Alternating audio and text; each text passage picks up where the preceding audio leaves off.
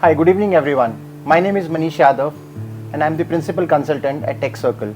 Today, we are joined by a senior leader, Mr. Suneel Wattal. Mr. Suneel Wattal has over 3 decades of experience working with organizations like Government of Haryana, Oracle, GE and IBM and many more. Mr. Wattal is known for his strong strategic acumen in integrating legacy system with the digital systems. He has also taken part in implementing IT strategies and for IT enablement. Welcome Mr. Suneel Wattal to Tech Circle Leader Unplugged episode 4. Thank you Manish. It's a pleasure being here with you, and I would love to share some time with you and share some of my experiences with you. Mr. Wattal, today's topic of discussion is largely talking about data management and how data analytics put together can solve a lot of problems for our industry. So the topic is from chaos to clarity, the power of decision making. From your experience, how has the data management evolved looking at the data velocity and the growing quantum of data? And what are a couple of your foreseen trends which you believe will have a bigger impact in the near future? See Manish, you mentioned some figures also. See, what has happened is data velocity and data volumes have grown up tremendously. Right. I mean, and there are multiple factors for that. One of the factors is that easy access, easy availability, infrastructure, basically the infra availability is there. So if you go to the basic paradigm of automation, input, process, output. Right. So today that output is changing because the inputs have also changed. The input earlier was I didn't have those data sources. Today the data sources have increased. Correct. So there's a lot of data capture that is happening, which was not happening earlier because most of the places the systems were either not digitized or we did not have that particular way of capturing the data. So the modalities of capturing the data are there. Now what is happening now is we are flooded with data. And to be very honest, we're not even exploiting that data. I would say that we are still in the initial stages, we're in the nascent stages of exploiting the power of that data. We're just collecting, organizations are collecting, some organizations are not even collecting that data. True. And over time what has happened is the basic thing that has happened is the nature of that data has changed. Traditionally, there is a quadrant, a Gartner quadrant of velocity versus the structure of data. So traditionally we had structured data, low velocity data. True. And now today it is more of high velocity, high volumes and unstructured or semi-structured. We do have structured, but we also have semi-structured data. Yes. So, and what it leads basically to is that it's moved more towards decision making has got to be data driven. And when we're talking about decisions, there are two aspects to it. Strategic decisions as well as operational decisions. Right. So if we look at it, it is two totally logically bigger chunks. One is the strategic decision making based on data. Another is even the operational decision making. Right. And when I talk about strategic and operational, I mean, let's take a big industrial house. They want to, what is the sort of business they want to venture in, what are the business lines they want to venture in. And if you just, now let's say this particular house is doing retail. They are into retail. Right. Retail is one of their businesses. Correct. So in a retail shop, another decision would be what is the commodities that they have to stock, what are the commodities that they would sell. And it goes down to the operational decisions as low as how do I store my stuff on the front shelf. I don't know whether you know about it or not, but Walmart, the display is data driven. It's based on data. They capture customer data and then they decide which are the selling items, which are the places which captures your eye fast and how do we place them.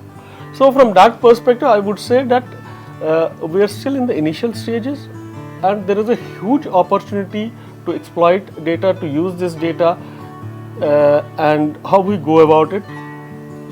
Companies have to invest. They have to invest both in terms of technology and infrastructure. Absolutely valid point made, Mr. Sunil. Very interesting point you highlighted about the analysis of data, right? So, in India, around 5% of data is only getting analyzed yearly basis, right? So that shows that okay, there is a lot of unstructured data which is there, which needs structuring required, and then analysis on top of it. So definitely, I agree to that. And then that brings me to my second point of there are certain challenges like you cited, right? A couple of challenges what I believe from a research standpoint what we have analyzed is one is data silos, right? One you also pointed out in your point. And the second is the integration of systems, right? Now, when we look at data silos, our research says that data silos cost large organizations on an year about $3.1 million. That's a huge amount.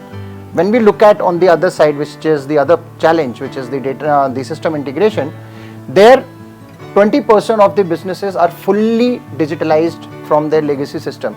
So there is 80% of TAM which is still remaining to be digitalized, right? Now, one of the reasons which we believe is primarily because of the cost.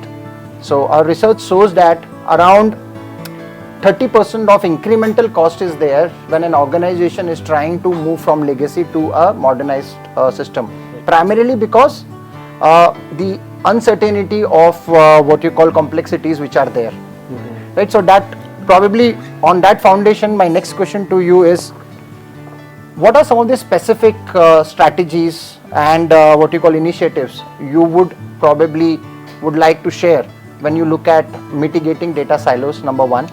And number two is, how do you ensure a smooth transition from say legacy system to a digital system? So there are two things. We are talking about legacy to digital, or we're also talking about semi-digital to digital, because and when we're talking about businesses here, we're talking about a very wide range of businesses, as starting right from, it could be service industry, it could be manufacturing industry, it could be anything. So and the data that is captured is, some of them are legacy systems are purely without any digitization, then there are some which are with digitization. Now it needs to be a very holistic approach. So when I am, let's say I have a small business, I want to move my business into a data-driven business, I want to make the organization data-driven. It has to be a top-down approach. There has to be a stakeholders buy-in, and it has to be more of a mandate. Right. It has to be, you have to develop. I would say you have to develop a culture, data-driven culture. Correct. And a lot of reshuffling will happen. A lot of systems may have to be, you may have to either replace the systems, you may have to either upgrade those, or you may have to merge the existing systems with the new systems. So one of the basic challenges there is to maintain data consistency across systems. Currently what is happening is data, either there is duplication of data, or there is data which is missing, or there is no data consistency.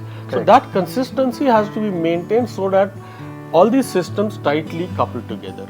And with the technology advancing today, even if I have diverse systems, they can interface with each other. These systems can interface and integrate very well with, let's say, if I'm talking about web-based applications, they can interface through APIs.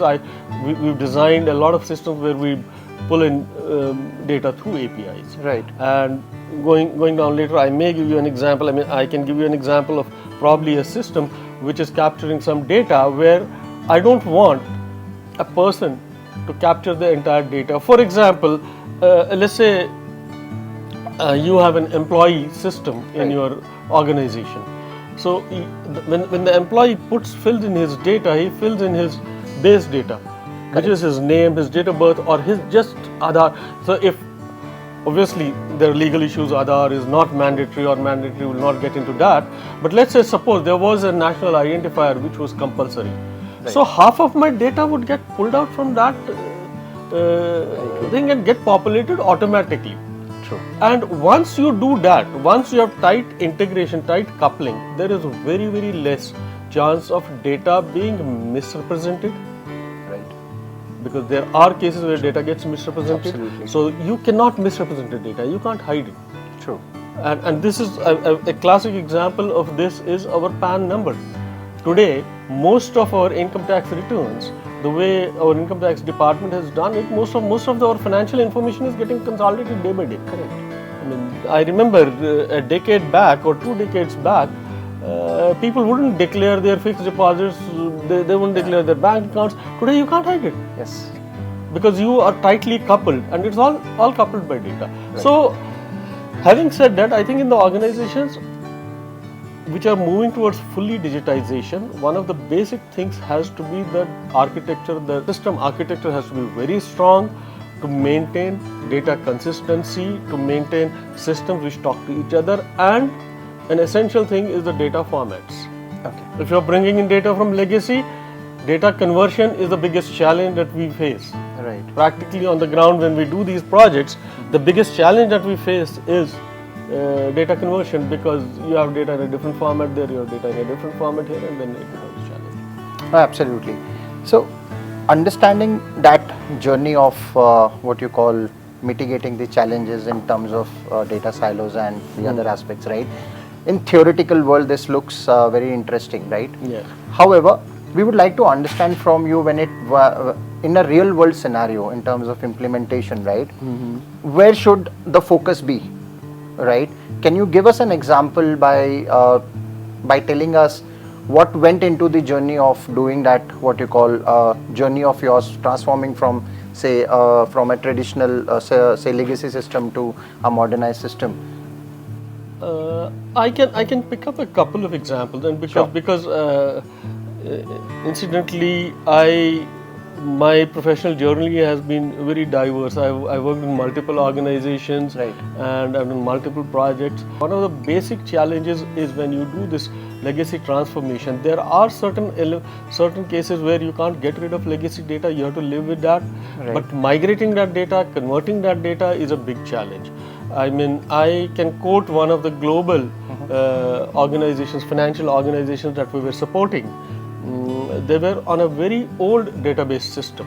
Okay. I'm not naming the organizations or the technologies, but they were on a very, very old database system, okay, which today it's very difficult to find people who work on that technology. Right.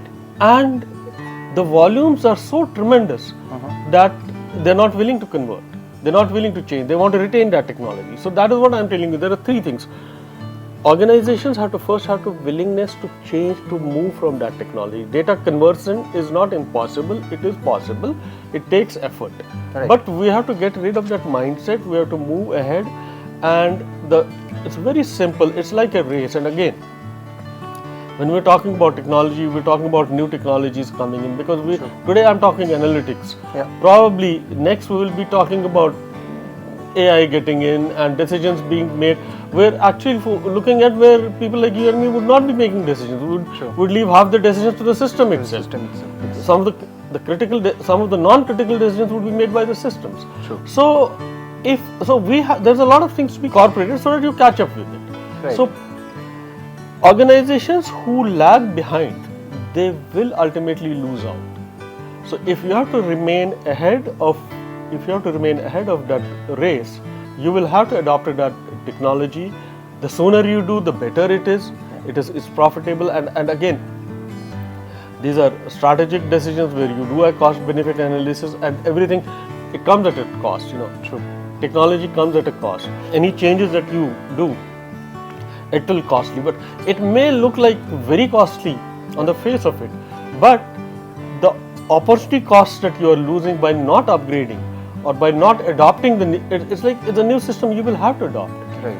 You can't survive on old technology anymore after another. Maybe whatever we are talking today would probably be obsolete in next 5 years. Right. 10 years back we could not even think of such things. True. True. So I think it is very important, and the applications of data, data-driven organizations, the applications of those, especially in the service industry, right. I can give examples about the financial industry. The financial industry has adopted it. Sure. There's tremendous scope. Right. I mean, today, tell me if there is a big bank which is doing personal lending. Can they do your credit worthiness? They can't assess my credit worthiness without taking in my data from somewhere. Correct. Yes. So where is that data? That data is lying somewhere. That needs to be assimilated, and you need to have right systems to pick up that data. No, absolutely. Very nicely put across, I must say. 73% of the business leaders have accepted that data silos is one of the biggest challenge, like you pointed out, Right. that integration of data at first stage with the second, automatically pulling the data to the second stage. They have sensed that it has hindered their decision-making power at many instances. So there is a huge amount of acceptance which is there in the leaders. With that, as a data leader yourself, right, a data-driven leader, what are the what you call practices or principles you would like to adopt to ensure that there is a successful data management across the teams? I think for successful data management across the team, one of the things is that it has to be a robust architecture, robust data architecture. Second thing is that your data consistency. There has to be proper data governance. There has to be proper data security. Right. I mean, data security is altogether a different topic, but then that is very important, especially with now legislations coming in where you can't expose private data, Yeah. personal data to somebody. True. So all these things have to be there, and while we are discussing this, I'll just give you an example. And this has been a very successful project that I have done, where we just created a dashboard for a CEO. Okay. It is a CEO dashboard where, and I would say a bigger organization, about 30 divisions, 30 Okay. separate, almost about 30 separate systems. Okay. And the dashboard that we created was for the CEO, where data flows from 30 different diverse systems Right. and converges into one particular dashboard. A very thin system, of course. Right. And it's been very successful. It is in use right now. Right. The CEO went to the extent of doing his divisional review based on that dashboard with drill downs. Interesting. Drill down to the level of a particular transaction and a customer. Wow. So I cannot divulge further details, but Right. but very simple. So when we are talking about, this is the kind of architecture that you have, where you are bringing in data, diverse data. True. So one of the essential things is the parameters. When you are designing data, you have to understand what is the data that I need to capture, what is the data that is required for a decisions. Right. Also, what is happening right now is the data that we are capturing. You may have useful data, you have non-useful data. Correct. There are actually three components of data: useful data, non-useful data, and noise. Right. So now, useful and non-useful is again a debatable thing. Right. Today, whatever may be non-useful today, there is a possibility it may become useful after 4 years. True. 3 years. Very true. Right. Yes. And again, whatever was useful today, for example, if I'm talking about security systems, I'm talking about and since we're talking about data, I'm talking about simple video surveillance data for, let's say, for a factory.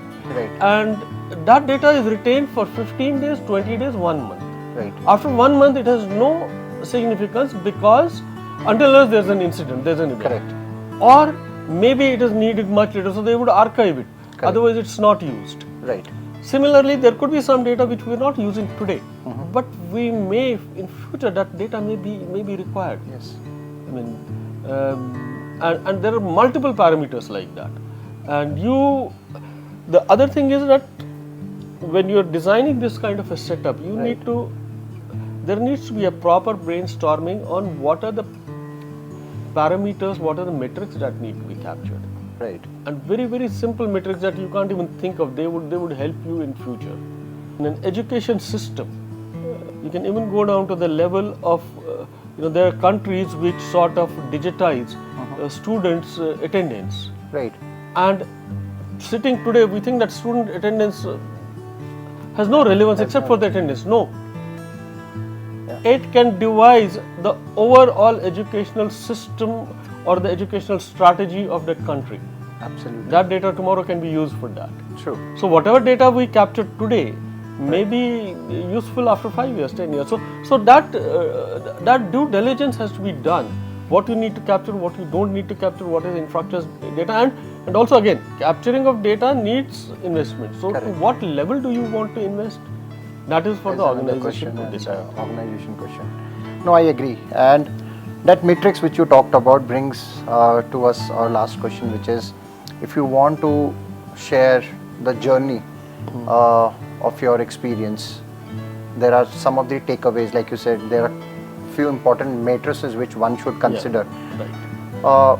Can you share a couple of those important matrices which needs to be considered for your peers who are going into this journey of creating a data management system for their business? I think one of the things that I would tell my peers is that there needs to be a proper roadmap. You need to sit down and create a proper roadmap, and then have leadership buy-in, because without leadership buy-in it will not happen, and you will have to grow. That organization has to get into a data-driven culture, and one would have to assess, because again, if I am the CIO of a company and I say, okay, I'll have to digitize these things, so this is the amount of investment. The first thing that the board will ask me is, okay, how much is to be invested? So that I will have to do a cost benefit analysis there. I will have to show it. We need to showcase data or data analytics as one of the essential tools for decision making, and one of the essential tools which is going to help us in reaping those benefits. And there are case studies for that. Right. Possibly flag a couple of cases and show how it helps. Okay. And make the organization buy in for that. And the metrics would, again, there is no set of metrics. I cannot say that there is a standard metrics. It would depend from industry to industry.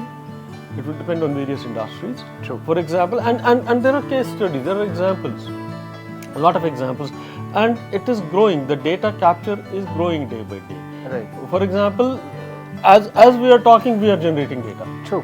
Right? Yep. I mean, my cell phone that I am using, my Google generates my entire travel. So we are generating data on a daily basis. We are generating data as we progress. So that data can be used tomorrow, and that is the organization has to decide. And again, these metrics would change. Right. If you are in a financial industry, the metrics would be different. If you are in a healthcare industry, the metrics would be different. Right. And the trend is that gradually organizations have started realizing the value, and it is not only the organizations. I think even the administration, even the government has realized that value. True. For example, the example I gave earlier was about income tax, or even the Aadhaar based implementation of Aadhaar. Correct. Is a government-backed program, and it's a wonderful program where they want to sort of give a individual identifier to a person where his data can be consolidated in one place. So similarly, healthcare, we're also coming, the Ayushman Bharat is coming out with a UIH, Universal Health ID or something. And if that happens, possibly 10 years down the line, I go to a doctor, my entire health record will be with him. True. So I think on those parameters, it has to go hand in hand with the strategy. The organizations have to frame up their strategy accordingly, and the benefits have to be showcased. Again, from an investment perspective, your board may not want to do it in a single go. It has to be stepwise, but you have to show some benefits to make them invest. And again, it depends on investing in technology, both by way of infrastructure, people. It is not only infrastructure and technology; it's also people. People, yes. So all three pillars are there, and it is the need of the day. Otherwise, the business will start lagging behind. No, absolutely. I would 100% agree to what you are saying. And so thank you so much, Mr. Suneel Wattal, for having this conversation with us. A couple of takeaways which I find very interesting in this conversation was, one, leadership has to be very proactive in terms of making that very strategic decision of how much to invest, where to invest. Number two, people training is also very important, like you lastly mentioned. And last but not the least is breaking that data silos. Data needs to be connected with systems, and those systems has to be transformed from legacy to the new age digital systems. Right. With that, thank you so much, sir, for sharing your thoughts with us. It was really nice talking to you. It was my pleasure to have this conversation. Thank you again so much. Thank you, Manish. It's a pleasure, and I would compliment Tech Circle for conducting such events.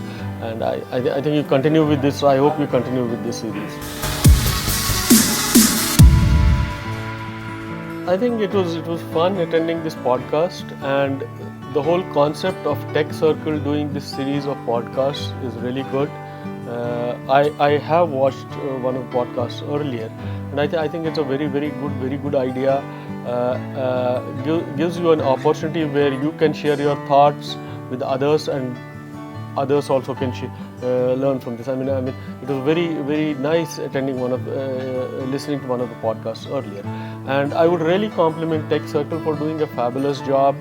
I have been a part of this C-suite community now for almost more than about 9 months, 8-9 months, and I find it very informative, and it allows you to connect with people. People share thoughts.